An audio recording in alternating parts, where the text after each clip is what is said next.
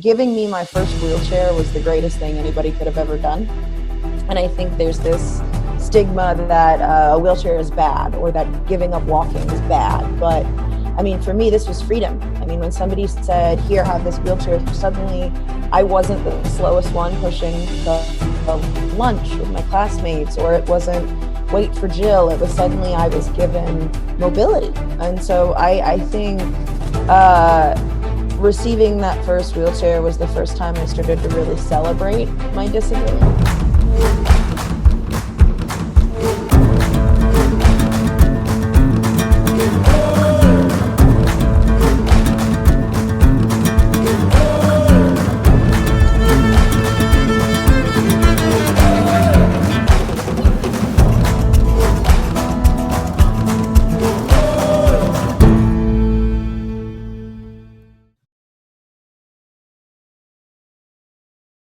I know you have spina bifida, and you described it this way in one of your blog posts, I believe. You said, essentially, this means I was born with a hole in my spine, which caused the lower half of my body to develop differently than my peers.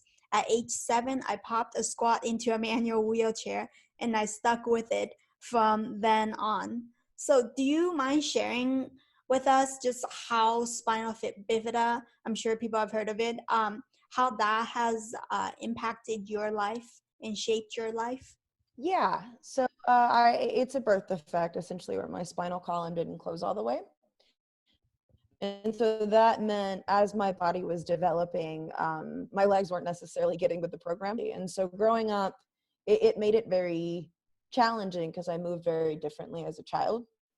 And so I hadn't been exposed to adaptive sport, adaptive play until age 9. And so there was this kind of weird portion in my life where I spent a very long time trying to figure out how to fit in and what my new normal would be, what that really looked like. And so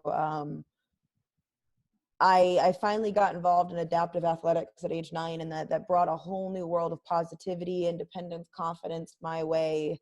But I think the big part of it, and I love sharing this aspect, is that giving me my first wheelchair was the greatest thing anybody could have ever done.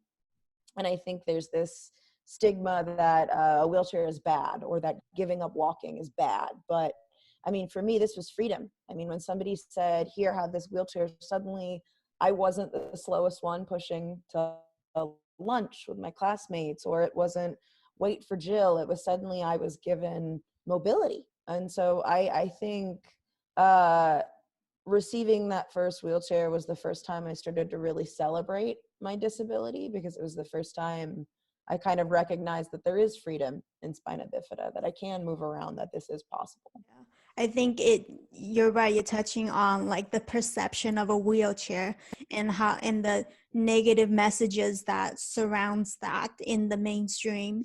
And I think you're right, a lot of tools like a wheelchair, which is a tool, um, get marketed in such a negative way that people just want to disassociate themselves from it, even though it may be really beneficial, like you experienced with a wheelchair. It made you a lot faster, able to not only keep up, but go even faster than your peers. I think wheelchairs, canes, other kinds of tools also have these negative um, messages, associations, um, that are what's the word I'm looking for, correlating to them. And so yeah, that's a very important message to share, of how you see it as something that gave you mobility or For sure. I increased mean, your mobility.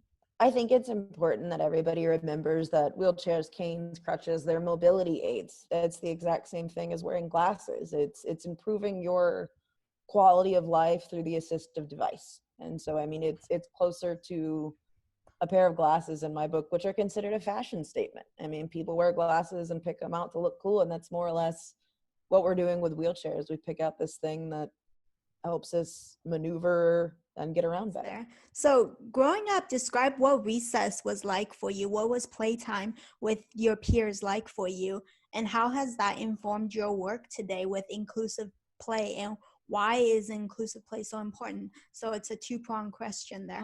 Yeah, so I mean, growing up, recess sucked. I mean, we can just throw that one out there. I mean, it was like winning the lottery if my teacher told me I could stay inside the math classroom that day, which is so lame. But at the time, I never knew what I was missing. I mean, I never knew what a positive experience play and recess really was, that these kids were making so many connections, that they were learning these social skills, these cognitive skills, the physical benefits. They were getting so much from play. And more often than not, I would prefer to stay up by the building and build houses in the bushes for resident bugs. And like that was my day. That was what I looked forward to doing, was playing in the bushes pretty much. And so the first time I got to go to an inclusive playground, it kind of rocked my world for the smallest reasons. It was that I was having a conversation with a coworker and we were pushing across the playground, and it occurred to me that, like, wow, I'm keeping up with you. I'm not going through the wood chips right now. I mean, there's things that are on this play space specifically for me to do.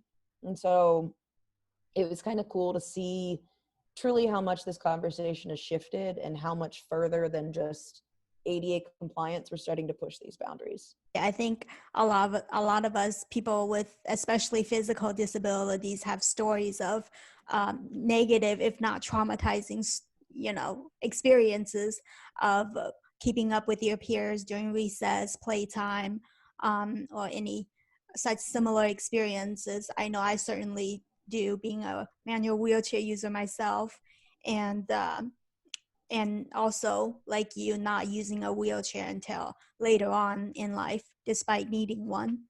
So, what incredible things can we overcome with inclusive play? Yeah, I mean, I think the coolest part about play is it becomes a universal language. Your disability was on the back burner once you got engaged in play. And so it was something that it was those incredible moments where I got to forget about all of those things that made me different as a kid, that you're still developing, that you're still processing and trying to figure out what exactly that means.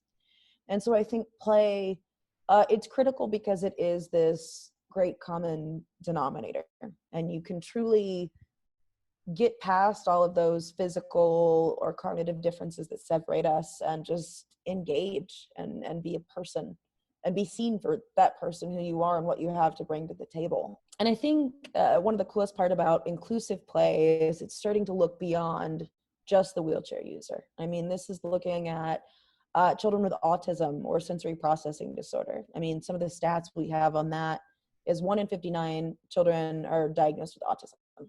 And so we're learning about sensory play, about things that can really support the specific user and let them kind of get that engagement and those benefits of play, but also normalize it for other kids.